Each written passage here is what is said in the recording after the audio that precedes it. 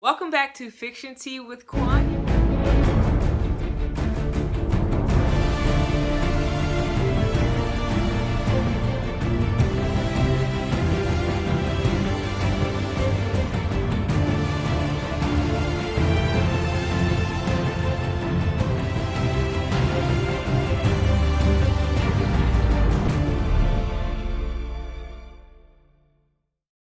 Episode 6, An Endless Cycle. Opening scene, Adam asks the question, or he raises the question, where does it all begin? Does it begin in the past, the present, or the future? And he talks as a narrator in the beginning of this. I really love the rewinding of that whole scene, where everything was kind of rewinding back to the beginning so we can get back to where Jonas is going. And it was taking us on this journey with Jonas back into the beginning, back into the present, or Jonas's past, the one who's traveling. I love that whole thing. I love that it was like pressing the rewind button on a tape recorder and hearing it go. So we find out that older Mikkel, the father of Jonas, is now the one who's having deja vu. And now, so Jonas from the future has now come to his past to kind of talk to his father, Mikkel, who's the older Mikkel. And Jonas is from the future, but technically he looks the same as the Jonas that he's going to his past, who's technically in the present for that other Jonas self. I know, it's a lot. It's like happy to see Ulrich on screen again with his wife Katharina and, the regular present looking Ulrich, and to see him just happy and not in that mental institution. That was like a good sight. Yeah, it was just good to kind of see him happy, Katharina happy, knowing that the past episodes, like, she had been going through it basically, and it's been a long time since we've seen those characters happy, like in a good mood. That opening scene with those two in the bed, it was refreshing to see those two together. Then it goes to the scene where we find out that the coin is actually a St. Christopher coin. It is the patron saint of travelers. And I'm just like, biblical references. Okay. Then it goes to the scene where the future Jonas actually bumps into Ulrich, Ulrich, and Mikkel in the car, and future Jonas just kind of has this stuck moment. Crazy because, like, this is my dad, and this is the young version of my dad, and everybody else is just like, oh yeah, you want to get in the car, we'll give you a ride, and he's just like, no, I'm fine. So that moment was a bizarre moment for future Jonas. It also shows Magnus and Magnus's innocence, how he has a crush on Charlotte's older daughter. And I thought that scene was kind of cute, how Magnus was like, oh my god, I thought that you were the lady in the water that was drowning, and come to find out she was just nude, chilling in the water. And he just was like, oh, okay. And she's just like free, just like boobs all out. That scene was pretty cute. Next scene, future Jonas shows up. Regular present Jonas dips, has to go do something. And future Jonas tells Martha, like, I've been waiting so long to tell you this. We're the perfect match and don't believe anything otherwise. And they go into this unrequited teenage love, and the camera rotates around them. And this was a long-awaited... Finally, we're starting to see happy things happen. Happy things are starting to happen. Now those two are getting together, and he's telling her the truth.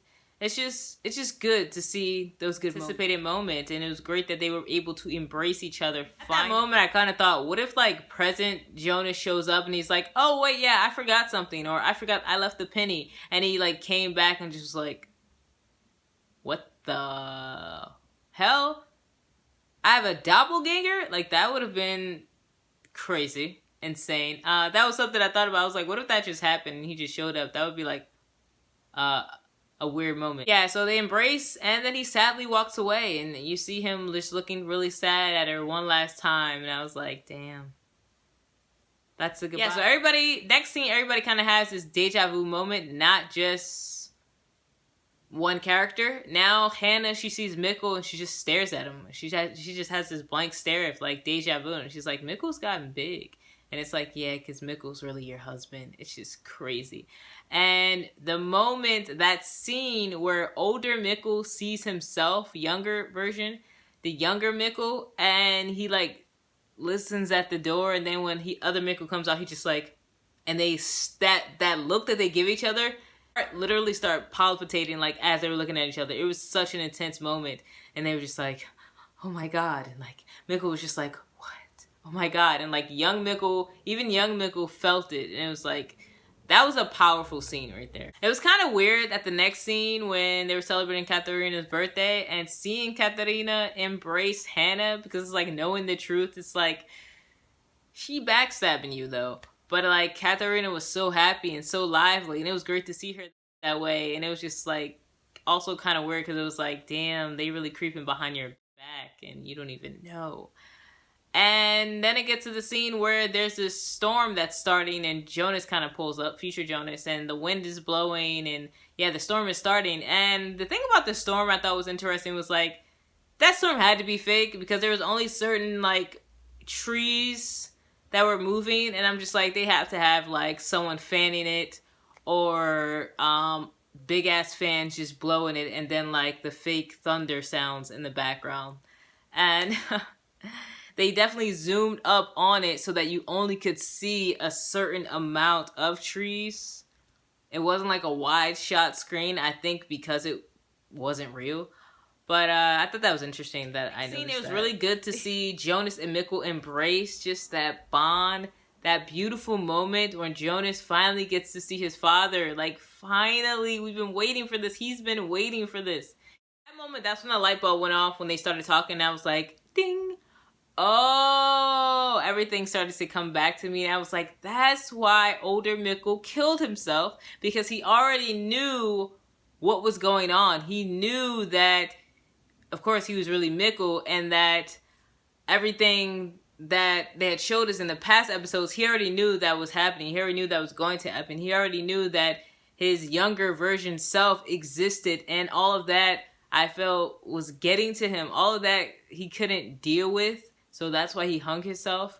And I was like, oh, okay, everything's coming. Everything's just, it's starting to piece together. It comes better that he knew from season 1, from the very beginning, before Jonas knew.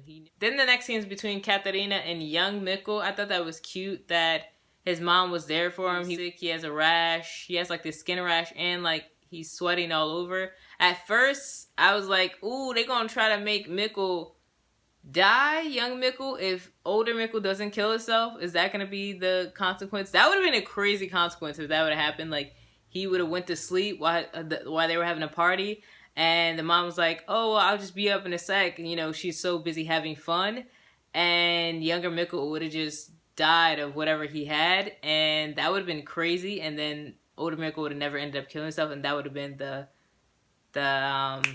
effect of him not killing himself. That would have been wild. That's what I thought was gonna happen.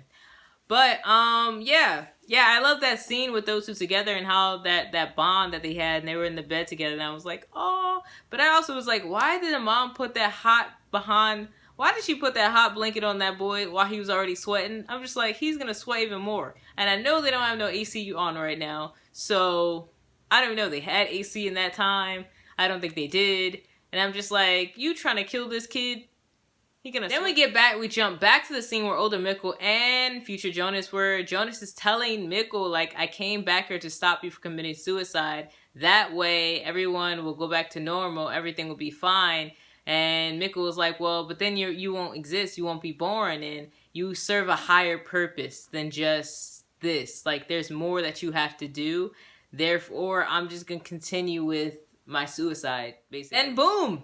Claudia just slides up in there, you know, just comes through the door. I guess they leave the door unlocked, I don't know why, but yeah, older Claudia pops up, and she's like, what's up? And she tells him, like, Adam's lying to you, Jonas. Like, he's a liar, and he set this whole thing up. He did it so that he can trigger this cycle and trigger it to happen. It's all lies, it's all a setup. And Jonas is kind of in denial at first, like, no, he wouldn't do that, he wants the same thing that I want. You know, the initial reaction you would expect someone to have. And Claudia tells him, like, no, like, I've been to the era where you didn't exist, and it's really not any better, to be honest. I mean, Claudia, she's been all around. She's been everywhere. I also thought she was dead, but that's a whole nother thing. Yeah, Jonas finally comes to terms with it, and Mikkel he looks at his dad one last time. That sad last goodbye. And Mikkel he goes on to fulfill the prophecy, basically. And Claudia tells Jonas, like, you're gonna have to fight against yourself. You're at war with yourself. You're gonna have to go against Adam. And that's a part where I was like, it's juicy. This is getting juicy. Like, I paused the TV and was like talking to the screen. And it was like, yo, this is getting good. This is crazy. So in the end scene, I kind of came up with this conclusion where I was like, so basically it's like, it doesn't really matter what you try to do. Even if he tried to go back and change the past, it was kind of inevitable. Even though Mikkel had not killed himself yet at that moment, Ulrich and Hannah still crept behind Katharina's back. Ulrich still cheated on his wife. Hannah still backstabbed Katharina. Charlotte's husband still was creeping around with that transgender or drag, I'm not sure.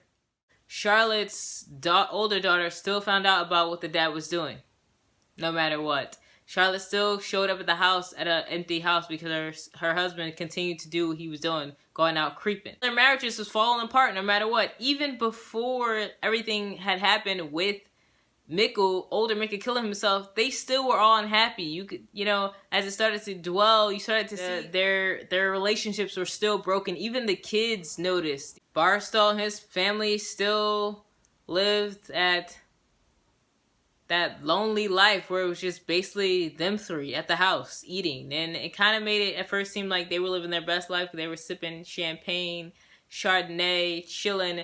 But then you realize that they're all just kind of lonely people. And it doesn't even look like they had any friends, because it was just them three at the table. And he had lied to Martha and told her that they were having like some sort of party. And not only that, it was great that Jonas and Martha finally embraced each other and hooked up. But then it showed that scene where Bartos was kind of still pitiful and unhappy. Older Mikkel restarts the prophecy so that it all can be as it is. And I think now I understand what Adam meant. Now I understand. Because it really shows how life still continues to go on, even through someone's death. And in real life, we can definitely say we've known people who have died, who are close to us, who are friends, who are family members, who are even probably random people. And at the end of the day, life still continued to go on. And what was meant to happen still continued to happen, still continued to go. It still was meant to. Finally, it gets to the end scene where Adam is standing there looking at the orb. I guess he's waiting for Jonas to come back. And these two random people pull up behind him. And you're thinking, who are these people? It's about to be somebody we don't expect it to be. And they ask him, mainly the guy asks him, why didn't you tell Jonas the truth as to why you really sent him here? And Adam got to talk some riddles. And he says, during the next cycle, I think he says, like, it's not the time or something like that, but the next cycle will tell him or something. I don't know. Some riddle stuff. And it ends with him saying Magnus. And you're like, what? That older guy right there is the older version of Magnus. And you have to assume that the girl next to him has to be his sister. Or, unless it's Martha. But I assume, like, it's his sister. And you're like, oh. So yeah, that was a great episode. I was just so engaged in it the entire time. And like, there's 2 episodes left. And I really wanted to just go straight through with the last 2 episodes. But I was like, nah, I'm going to break it down for these last 2 episodes and not just watch all of them. So if you guys enjoyed that episode, comment below, let me know what was your favorite moment in that episode. And I cannot wait to get to the last episode, because I heard that it's crazy. So hit that like button, and I will see you all next time. Before starting the video, I just want to let you know that my Rain series book is on sale. Check out the back cover. That's me. And smell that book smell. It is a horror psychological film thriller, and it is great. Hit that link below to get a purchase of this copy.